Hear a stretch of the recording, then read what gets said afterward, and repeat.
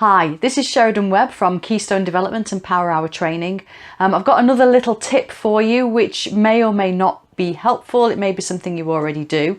I've just finished 2 days training, so this is my tired face. I'm absolutely shattered.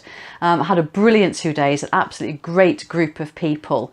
But as can often happen with a large enthusiastic group, we started to get a little bit behind time yesterday.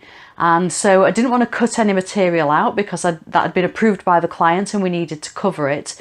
So I had to think on my feet about, well, how could we claw back some time while still covering all the stuff that I needed to cover? It was about 3 o'clock and people were starting to just feel that afternoon flag.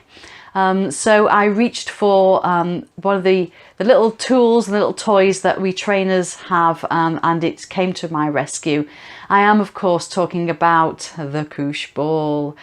We were about to start a section on effective communication, and we start off that section by thinking about all the different ways that we communicate at work.